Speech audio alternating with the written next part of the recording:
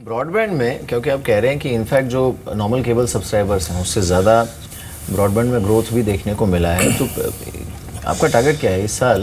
Broadband में overall कितने subscribers का नेट एडिशन होता है आप देख रहे हैं? And secondly, are you also looking at better margins on the broadband vertical maybe अगले 1-2 क्वार्टर में? जी, ब्रॉडबैंड में अभी हमारा टोटल सब्सक्राइबर बेस 1,32,000 है साल के बिगनिंग में, और इस साल में हम करीब 2.5 लाख सब्सक्राइबर और ऐड करने का प्लान किया है ब्रॉडबैंड का। केबल के बिजनेस में क्योंकि हम केबल ऑपरेटर से नेट रिलाइजेशन पे अभी ले रहे हैं, तो जहाँ पे अभी फेस 1 में भी करीब 100 रुपये हमारे पास आता है, जबकि ब्रॉडबैंड में हमारे पास में करीब 500 से 550 रुपये का रिलाइजेशन आता है।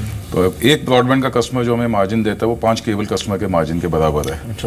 तो मतलब उस हिसाब से अगर आप जैसे केबल में हमारा यूनिवर्स देखेंगे करीब 1,20,00,000 का यूनिवर्स है, जिस दिन हमारा 20% यूनिवर्स ब्रॉडबैंड कस्टमर पे आ जाएगा तो हमारा ब्रॉडबैंड का रेवेन्यू और margin will be better than the cable margin. ये एग्जैक्टली क्योंकि जब मीर ने ब्रॉडबैंड के बारे में बात करी, सर जो कस्टमर एक्विजिशन कॉस्ट्स हैं एग्जैक्टली वो किस डायरेक्शन में जा रही हैं और उस पर क्या सब्सटेंशियल डिक्लाइन देखते हैं आप? केबल में ब्रॉडबैंड में दोनों में बात कर रहा हूँ। ब्रॉडबैंड में करीब 7 से 8 हज़ार रुपये आती है एक्विजिशन कॉस्ट कस्टमर की, क्योंकि आपको इंफ्रास्ट्रक्चर ले करना पड़ता है, आपको सेटअप, आपको उनको जो बॉक्स जो है वो सब्सिडाइज रेट पे देना पड़ता है ब्रॉडबैंड में। केबल में एक्विजिशन कॉस्ट ज़्यादा नहीं है, क्योंकि केबल में आप लार्जली 2 चीज़ें हैं, एक तो आप अपना एनालॉग यूनिवर्स को डिजिटल में कन्वर्ट कर रहे हो, और डिजिटल पे जो बॉक्स पे जो सब्सिडी देते हैं आप 200-300 रुपये सब्सिडी देते हैं, सिर्फ वही कॉस्ट आती है आपकी डिजिटाइजेशन में कन्वर्ट करने की।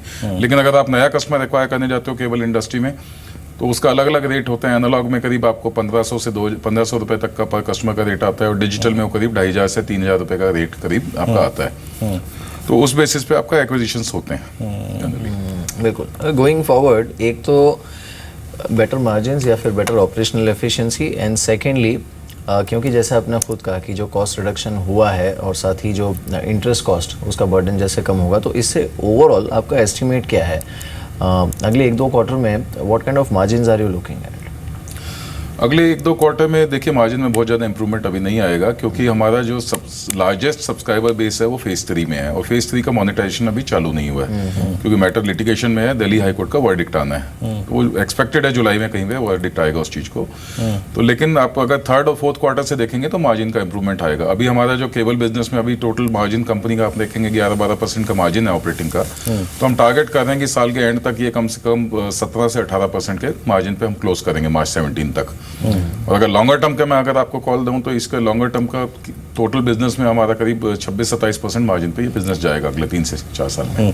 एक चीज़ रही है सर, मैं अगर बीते 1-1.5 साल आपके देखूं तो आप अपॉर्चुनिटीज़ को तलाशा है एक्विजिशन के मामले में, जहाँ अपॉर्चुनिटीज़ आपको मिली उसको आपने ग्रैब किया है। FY17 में इसको लेकर आपका आउटलुक है? अपॉर्चुनिटीज़ रहेंगी खुली? और एक और चीज़ है, जो हमारे व्यूअर्स देख रहे हैं, ग्रोथ कहाँ से आगे आएगी? FY17 में जो ग्रोथ एरिया होगा वो कौन सा होगा?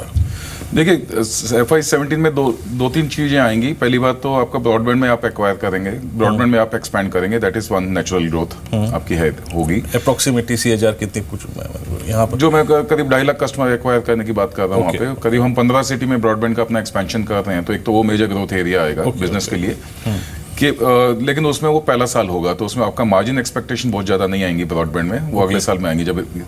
लेकिन केबल में सबसे ज़्यादा अपॉर्चुनिटी है। पहला अपॉर्चुनिटी जो मार्जिन एक्सपेंशन की अपॉर्चुनिटी है कि आज आपके पास में 4 मिलियन से ज़्यादा केबल सब्सक्राइबर हैं फेज 3 में, उसमें आपका रेवेन्यू बढ़ेगा, उसका सब्सक्रिप्शन आना चालू होगा। अभी एनालॉग रेवेन्यू आता है, जब डिजिटल आएगा वो कम से कम 3 से 4 गुना आपका सब्सक्रिप्शन का ग्रोथ होता है उससे। दूसरा ये है, जैसे ही ये कोर्ट का मैटर सेटल होता है आपका एडिशनल अपॉर्चुनिटी है 3 से 4 मिलियन बॉक्सेस लगाने की। तो हमारा एक आइडिया इस साल में कम से कम हम करीब 4.5 से 5 मिलियन बॉक्सेस और लगाएंगे इस साल में मार्च 17 से पहले। तो सेकंड एरिया ऑफ अपॉर्चुनिटी वो है। और तीसरा जो आपने पूछा कि ये M&A की अपॉर्चुनिटीज़ हैं, तो हम हमेशा उस चीज़ के लिए हम लुकआउट पे रहते हैं कहीं ना कहीं पे M&A की अपॉर्चुनिटी, क्योंकि हमारा ये बहुत स्ट्रांगली मानना है कि जब तक इंडस्ट्री में आप कोलैबोरेट नहीं करोगे, या तो आप कंसोलिडेट करोगे या आप कोलैबोरेट करोगे, दोनों में कोई चीज़ करोगे, तभी जाके आप अपना मोनेटाइजेशन को इम्प्रूव कर पाओगे, क्योंकि बहुत ज़्यादा फ्रेगमेंटेड इंडस्ट्री है ये। तो वो कंसोलिडेशन बहुत जरूरी है, चाहे आप वो विदाउट M&A किए हुए आप कोलैबोरेट कर लो आपस में इंडस्ट्री प्लेयर्स में। तो अब जैसे like as a president of cable federation मैं उस चीज़ का काफ़ी सबको कार्ड एक साथ लाके काफ़ी बेस्ट प्रैक्टिसेस इंप्लीमेंट करने की कोशिश करते हैं। लेकिन अगर आपका कहीं पे जो कंसोलिडेशन के एक्चुअली हो क्या रहा है कि जो छोटे प्लेयर हैं वो सर्वाइव नहीं कर पा रहे इस इंडस्ट्री में। बिल्कुल। तो कंसोलिडेशन एक बहुत बड़ी अपॉर्चुनिटी है, उससे मार्केट में क्लीन अप होगा ऑटोमेटिकली। ओके, फिर मिस्टर यादव बहुत बहुत शुक्रिया, आप इस कार्यक्रम में शामिल हुए और नतीजों में बात करी आपने और अपना आउटलुक शेयर किया FY17 को लेकर भी। स्टॉक को एग्जैक्टली देखते हैं, सिटी केबल ऑलमोस्ट 35 के लगभग आधा % ऊपर कारोबार कर रहा है।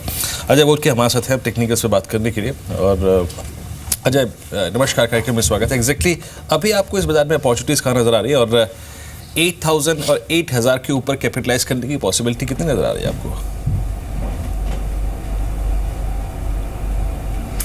Good morning. मेरे ख्याल से all eyes will be on the skies.